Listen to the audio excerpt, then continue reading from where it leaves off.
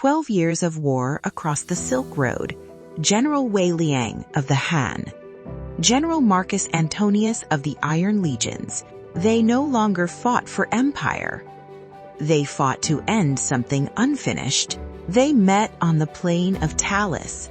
No armies, no witnesses. They fought like men who had studied each other for years.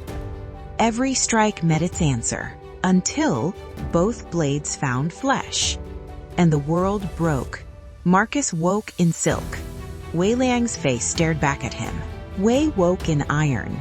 Marcus's body moved under his control. They found each other before sunrise and fought again until pain forced them to stop, breathing hard, standing in each other's lives. Marcus spoke first. "This is not a curse meant to kill us." Wei narrowed his eyes. "Then what is it?" "A condition. One that can be reversed.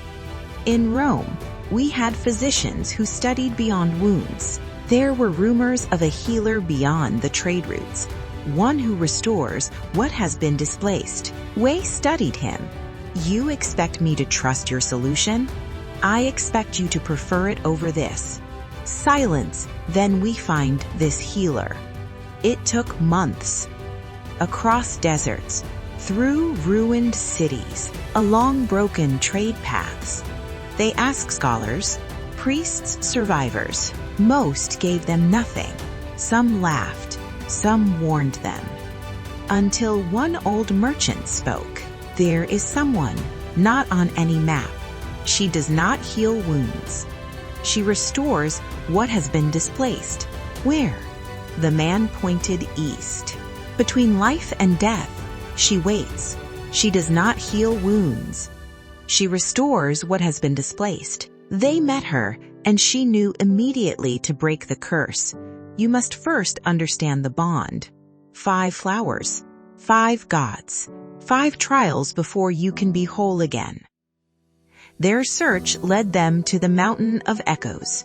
Words failed them there. Every attempt to speak turned into conflict. So they stopped and listened. Quetzalcoatl appeared as wind, not to judge, to reveal. Marcus saw the weight behind Wei's decisions. Wei saw the grief behind Marcus's destruction. For the first time, they understood. The wind settled. A pale flower formed in Marcus's hand. They reached Oyo, a city, trapped in perfect stillness. A priest controlled every heartbeat. Marcus felt trapped.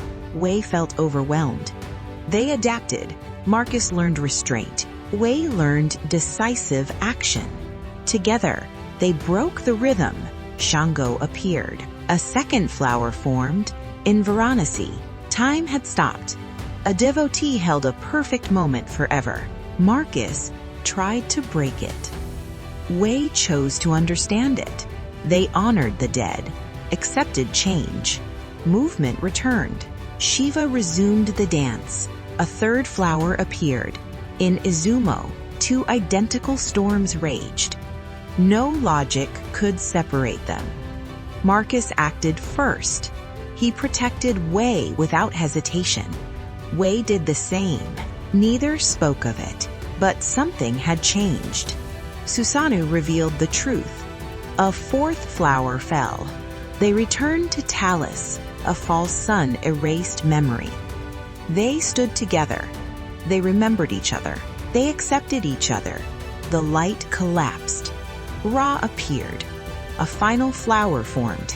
They followed the final direction. Beyond the known paths.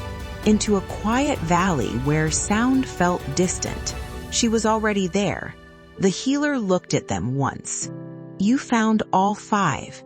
They placed the flowers before her. She crushed them carefully. Wind, thunder, fire, storm, light each resisted, then merged. She formed a single antidote, small, luminous. Then she spoke. "This will restore what was taken." Marcus stepped forward. "Then we are done." She shook her head. "No." Silence filled the valley. "Only one of you will return."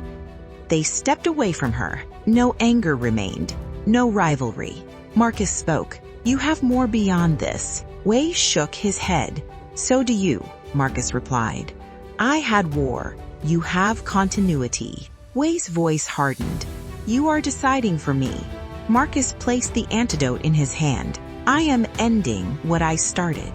Wei looked at him for a long time, then drank.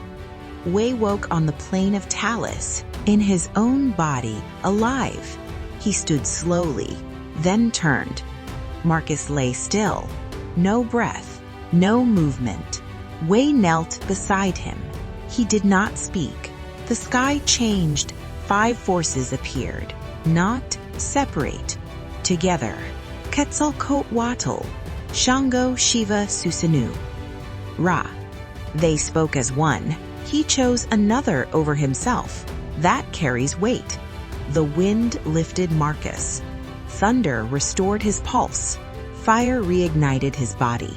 Storm forced breath. Light restored his memory. Marcus inhaled. Returned. They stood again, alive, changed. Not because the past disappeared, because they understood it fully. Years later, they met again. Not as enemies, not as allies. As men who remembered when war threatened again. They stood between armies and spoke. Not of victory, of cost. And this time, the armies listened. This is gods of the world.